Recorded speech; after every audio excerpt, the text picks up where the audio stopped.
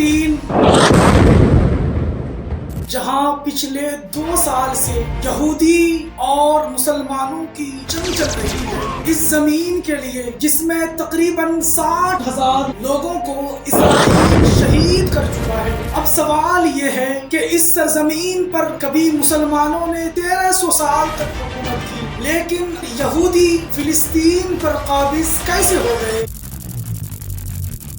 حضرت عمر بن خطاب کے دور میں مسلمان بہت تیزی کے ساتھ ان علاقوں کو فتح کر رہے تھے۔ اب وقت آ گیا تھا کہ رسول اللہ کی پیشن گوئی کے مطابق یروشلم یعنی بیت المقدس کو فتح کیا جائے، لیکن مسلمان اس کنفیوژن میں تھے کہ یروشلم کو کس طرح فتح کیا جائے، جیسے پہلے کے بادشاہوں نے کیا تھا، یا اس کا محاصرہ کر لیا جائے۔ آخر کار 6 مہینے کے محاصرے کے بعد مسلمانوں کی فوج کے سامنے یروشلم کے گورنر نے سرنڈر کر دیا۔ یوں پہلی بار پورا فلسطین اسلامی ریاست کے کنٹرول میں آ گیا۔ اس کے بعد تقریباً 450 سال تک مسلمان، یہودی اور عیسائی یروشلم میں بالکل پیس اور امن کے ساتھ رہتے رہے، لیکن وقت کے ساتھ مسلمانوں کے درمیان اختلافات اور لڑائیاں شروع ہو گئیں۔ اس کا فائدہ اٹھا کر عیسائیوں نے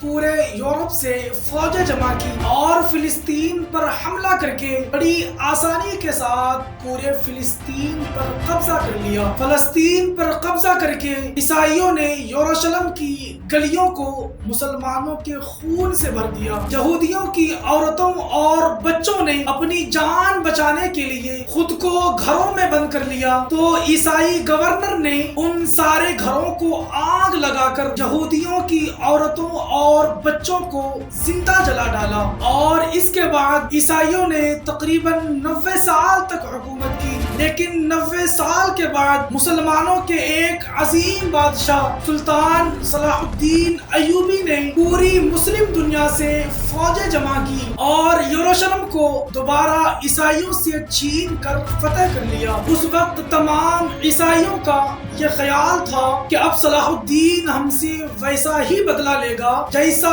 ہم نے مسلمانوں کو شہید کر کے لیا تھا، لیکن صلاح الدین ایوبی نے سب کو معاف کر دیا۔ کہا جاتا ہے کہ عیسائی اس بات پر حیران ہوئے اور انہوں نے صلاح الدین سے پوچھا، عیسائیوں نے فتح کے بعد کسی مسلمان کو زندہ نہیں جانے دیا تھا، لیکن آپ ہمیں کیوں معاف کر رہے ہیں؟ تو صلاح الدین ایوبی نے جواب دیا، آپ کو شاید یاد نہیں، میرا نام ہے صلاح الدین، صلاح الدین۔ پھر انہوں نے تمام مذاہب کو آزادی دے دی۔ یروشلم کو جب بھی کسی بادشاہ نے فتح کیا تو وہاں بہت زیادہ خون بہایا، سوائے مسلمانوں کے، جنہوں نے ہمیشہ اس شہر کو امن اور انصاف کے ساتھ فتح کیا۔ صلاح الدین ایوبی کے بعد ایک بار پھر تمام مذاہب 800 سال تک بالکل پیس اور امن کے ساتھ رہتے رہے، لیکن 800 سال بعد، آج سے تقریباً 100 سال پہلے، جب یروشلم پر سلطنت عثمانیہ کی حکومت تھی، تو دنیا ایک بہت بڑے حادثے سے گزری، ورلڈ وار 1۔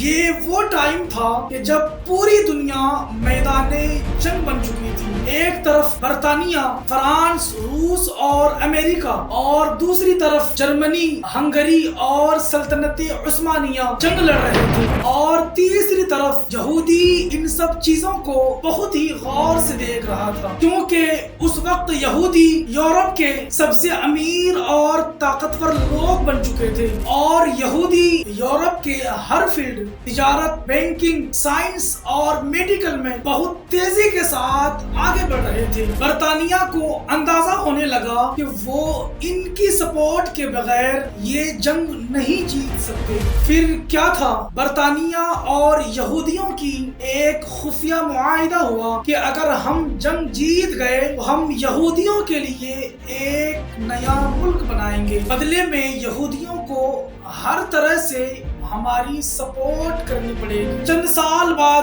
جب جنگ ختم ہوئی تو جرمنی اور سلطنت عثمانیہ پوری طرح جنگ ہار گئے اور ان کے تمام علاقے برٹش امپائر کے قبضے میں آ گئے۔ اسی دوران عربوں نے بھی برٹش امپائر کے ساتھ مل کر سلطنت عثمانیہ کے خلاف بغاوت چھیڑ دی کہ ہم عربوں پر یہ ٹرکش لوگ آ کر حکومت کیوں کر رہے ہیں۔ نتیجہ یہ ہوا عرب اور برٹش نے مل کر سلطنت عثمانیہ کو ہمیشہ ہمیش کے لیے ختم کر دیا۔ یوں فلسطین مسلمانوں کے ہاتھ سے نکل کر برٹش امپائر کے کنٹرول میں آ گیا۔ پھر ورلڈ وار 2 کے دوران اڈولف ہٹلر نے اپنی قوم کو دوبارہ طاقتور بنانے کا نعرہ دیا اور کہا کہ ہم عظیم قوم تبھی بنیں گے جب ہم جرمنی سے تمام یہودیوں کا صفایا کر دیں گے، کیونکہ ورلڈ وار 1 ہم ان یہودیوں کی غداری کی وجہ سے ہار گئے۔ پھر شروع ہوا تاریخ کا سب سے بڑا ظلم، ہولوکاسٹ۔ ہٹلر نے لاکھوں یہودیوں کو قید کیا، انہیں زہر دیا، گولیوں سے مارا اور بھٹیوں میں جلا دیا۔ اس طرح ہٹلر نے تقریباً 60 لاکھ یہودیوں کو مار ڈالا۔ ورلڈ وار 2 میں دنیا ایک بار پھر 2 حصوں میں تقسیم ہو گئی۔ 6 سال تک جاری رہنے والی اس جنگ میں تقریباً 7 کروڑ انسان مارے گئے۔ آخرکار 1945 میں جرمنی جنگ ہار گیا اور ہٹلر نے خود کو گولی مار کر خودکشی کر لی۔ ہٹلر کے ظلم کے بعد یہودیوں نے یورپ میں احتجاج کرنا شروع کر دیا کہ یہودیوں کو اپنا ایک الگ ملک چاہیے۔ اسی دوران برطانیہ نے ایک منصوبہ پیش کیا کہ اب یہودیوں کے لیے ایک قومی وطن بنایا جائے گا اور وہ ہوگا فلسطین۔ ورلڈ وار 1 کے دوران خلافت عثمانیہ کی ہار کے بعد برطانیہ اور فرانس نے خلافت عثمانیہ کو ٹکڑے کر کے اپنے انڈر لے لیا تھا۔ 1917 میں ایک اعلان سامنے آیا کہ فلسطین میں یہودیوں کے لیے ایک نئی ریاست قائم کی جائے گی۔ یہودی اس بات کو اچھے طریقے سے جانتے تھے کہ فلسطین پر قبضہ کرنے کے لیے ہمیں سب سے پہلے اپنی آبادی بڑھانی ہوگی۔ 1917 سے 1948 کے درمیان یہودی فلسطینیوں سے ڈبل ٹرپل پرائز پر زمین خریدنے لگے۔ پھر بعد میں یہودی طاقت کے بلبوتے فلسطینیوں سے زمین چھیننا شروع کر دیا اور یوں فلسطین میں جھگڑے اور لڑائیاں شروع ہو گئی۔ ان حالات کے بعد UN نے ایک فیصلہ سنایا کہ فلسطین کو 3 حصوں میں تقسیم کر دیا جائے، ایک حصہ فلسطینیوں کا، دوسرا یہودیوں کا اور تیسرا یروشلم جو ان دونوں میں سے کسی کا نہیں ہوگا، بلکہ یہاں UN کی نگرانی میں تمام مذاہب کو آزادی حاصل ہوگی۔ لیکن عرب ممالک نے اس فیصلے کی سخت مخالفت کی۔ جب برٹش نے 1948 میں فلسطین سے اپنا قبضہ ختم کیا تو یہودیوں نے اچانک اسرائیل کے قیام کا اعلان کر دیا اور پھر اسرائیل کے بننے کے صرف 1 دن بعد عرب ممالک نے اسرائیل پر حملہ کر دیا۔ مگر افسوس عرب ممالک بہت ہی بری طرح یہ جنگ ہار گئے اور ایک ایسا ملک جو سائز میں بہت ہی چھوٹا اور جسے آزاد ہوئے صرف 1 دن ہوا تھا وہ عربوں پر بھاری پڑ گیا۔ اس جنگ کے بعد UN نے فلسطین کو جو 3 حصوں میں ڈیوائیڈ کیا تھا وہ پلان ناکام ہو گیا۔ فلسطینیوں کو صرف 40% علاقہ ملا جبکہ 60% علاقہ اور ساتھ ہی یروشلم کا